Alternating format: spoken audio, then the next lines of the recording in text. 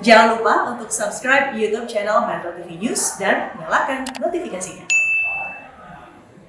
80 WNI yang berhasil dievakuasi dari Ukraina tiba di Indonesia kemarin. Lantas bagaimana proses evakuasi selanjutnya untuk WNI yang masih ada di wilayah terdampak invasi Rusia ke Ukraina? Kita langsung tanyakan bersama dengan Menteri Luar Negeri Republik Indonesia, Retno Marsudi. Bu Retno, selamat pagi. Selamat pagi Mas Marvin, sehat ya? Sehat juga Ibu ya. Ibu, sebelumnya kami ucapkan selamat Ibu atas keberhasilan pemerintah Indonesia telah mengevakuasi 80 WNI dan 3 WNA dari Ukraina hingga tiba di tanah air, Bu.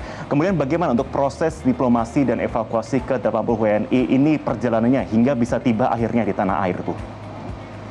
Jadi pertama tentunya kita mengucapkan puji syukur Alhamdulillah bahwa saudara-saudara kita sudah dapat tiba di tanah air dengan selamat.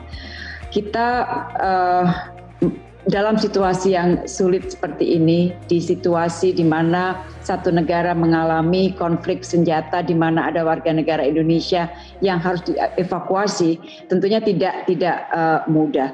Panjang prosesnya dan juga rumit prosesnya, dan situasi berubah dengan sangat cepat. Misalnya kita sudah merencanakan untuk memakai bus, tetapi kemudian ada aturan dari negara setempat bahwa semua laki-laki harus ikut wajib militer.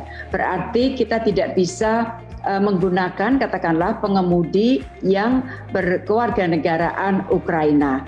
Jadi semuanya yang sudah kita rancang harus kita ubah kembali. Belum lagi ada jam malam yang kemudian menyebabkan pergerakan kita juga menjadi terhambat. Tetapi satu hal yang perlu saya tekankan adalah bahwa memburuknya situasi seperti ini sudah kita antisipasi. Oleh karena itu kita sudah menyiapkan semuanya dari awal, dan bahkan kita melakukan exercise dengan para warga negara Indonesia yang akan kita evakuasi agar mereka secara mental mereka siap untuk menghadapi berbagai macam kemungkinan situasi pada saat mereka berada di jalan. Dan yang kita siapkan, jadi kita tidak bergerak sendiri Mas Marvin, kita siapkan beberapa kedutaan kita di sekitar wilayah Ukraina, di Moskow, Warsaw, Bukares, Budapest, kemudian di Slovakia, tentunya yang ada di Kiev, semuanya kita siapkan. Jadi ini sebuah kerja keroyokan dengan satu tujuan, yaitu menyelamatkan warga negara Indonesia yang ada di Ukraina. Dan keluarnya eksternal, kita juga melakukan komunikasi dengan banyak pihak.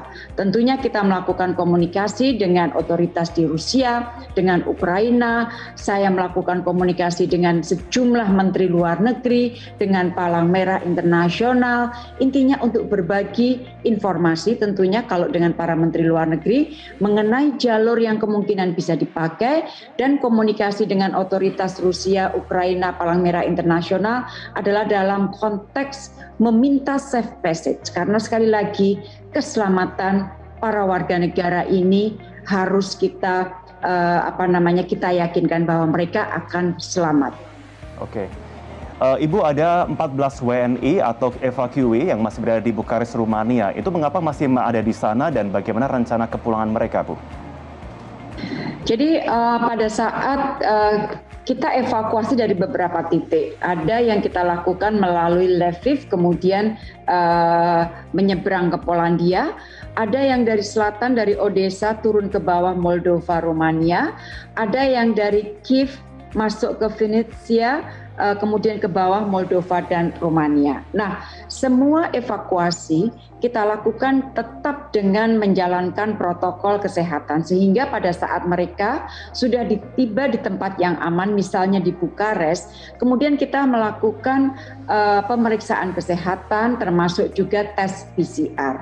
Nah, dari tes PCR tersebut diketahui bahwa 12 orang tested positif dan ada 2 keluarga yang menyatakan akan tinggal untuk tetap berdekatan dengan keluarga yang tested positif. Tetapi dari sisi gejalanya tidak ada yang bergejala berat, rata-rata adalah bergejala ringan dan terus didampingi oleh KBRI Bukares. Jadi pada saat mereka kemudian sudah tested negatif, maka mereka akan dipulangkan melalui penerbangan komersial, Mas Marvin. Oke, kemudian kami mendapatkan informasi ada 4 WNI juga, Ibu, di Kharkiv yang sudah berhasil keluar dari medan tempur, dan juga ada 9 masih di Chernihiv. Nah, bagaimana kondisi mereka, Ibu?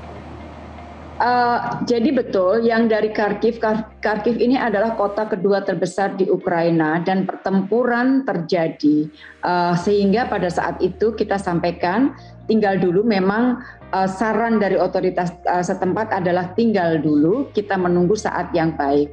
Tapi alhamdulillah 4 warga negara Indonesia yang ada di Kharkiv sudah dapat tiba di Lviv, di sebelah barat Ukraina, dan dari tim kami kemudian bertemu di Lviv untuk menjemput dan diseberangkan ke wilayah Polandia. Plus ada satu lagi warga negara Indonesia yang ternyata juga ada di Lviv. Sekali lagi, situasi adalah situasi yang sangat dinamis, tetapi kita siapkan. Nah, KBRI Warsawa ini sejauh ini sudah bolak-balik 3 kali untuk menjemput warga negara dari titik Lviv.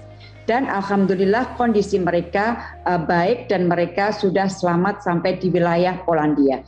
Sementara itu ada 9 warga negara Indonesia yang berada di Chernihiv yang juga situasinya belum memungkinkan untuk dapat dievakuasi.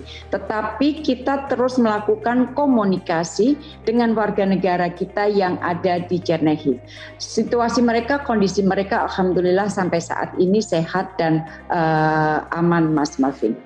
Oke, berarti untuk kloter pemulangan berikutnya, Ibu, kami konfirmasi apakah hanya akan menunggu bagi sejumlah WNI yang sudah negatif COVID tersebut, atau akan diikutsertakan untuk beberapa WNI lain yang ada di beberapa wilayah yang belum aman tersebut untuk dibawa ke tempat aman, baru kemudian dipulangkan bersamaan ke Indonesia?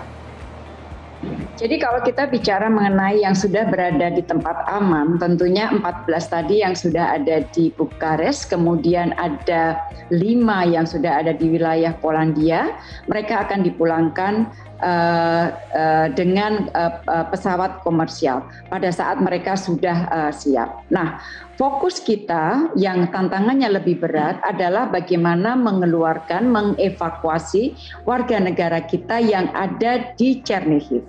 Pada saat waktunya sudah memungkinkan, situasinya sudah memungkinkan, pertama kita harus evakuasi mereka ke tempat yang aman.